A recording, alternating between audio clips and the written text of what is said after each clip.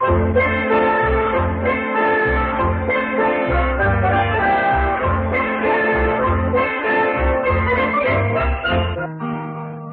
listen to my story and listen to it well. I'll tell you of a great man who served his country well. His name was Daniel Boone and he wore a coonskin hat. And his clothes were made of buckskin. Now what do you think of that?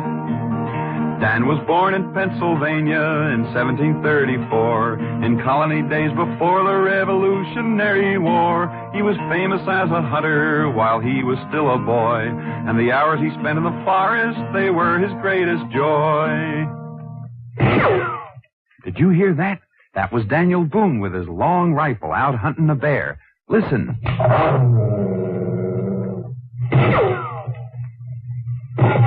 He got him. Daniel Boone shot that bear. That was when Daniel was only 15 years old. Yes, Daniel Boone was the greatest hunter and explorer this country ever had. Now, sometimes Dan hunted bears. And sometimes wildcats. And other times the timber wolf.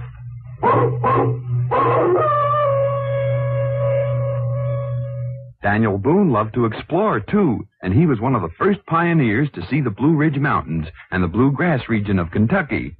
Oh, Daniel knew the forest, he knew the forest well, the mountains and the rivers and where the animals dwell. He was handy with a rifle and with a hunting knife, and he loved the open spaces, the cleanest kind of life. Of course, there were other dangers in the forest in those days besides wild animals. There were Indians, and one day when Daniel was exploring a cut in the mountains where Kentucky, Virginia, and Tennessee meet, an area known as Cumberland Gap, he knew there were Indians ahead, unfriendly Indians. Quickly, Daniel turned around and silently he cut back on his own trail, but the Indians were behind him, too. Dan was surrounded. Dan fought like a wildcat. But the odds were just too great. He was captured and taken to the Indians' camp. The Indians knew Daniel's reputation, and they tied him to a tree post to prevent his escape. That night, when the Indians were asleep, Dan found a sharp piece of bark right back of where his hands were tied. Slowly and painfully, he rubbed the leather cord against the bark until at last he was free.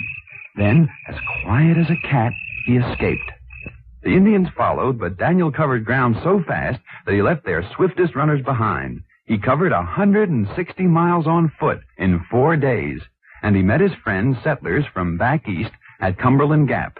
During the Revolutionary War, Dan was a major in the American Army, and his great knowledge of forestry and woodlore came in handy when he fought the British and the Indians on the British side.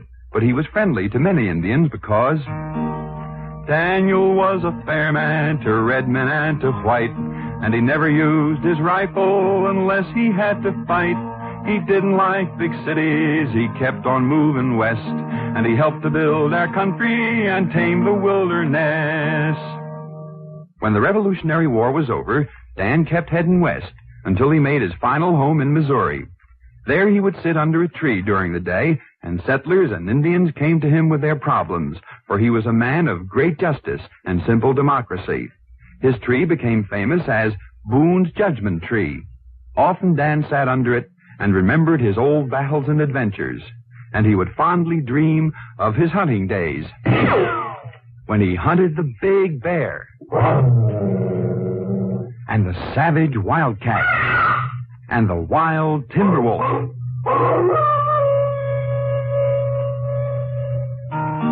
And now you've heard my story, there is no more to tell. The story of Daniel Boone, who served his country well. His clothes were made of buckskin and he wore a coonskin hat.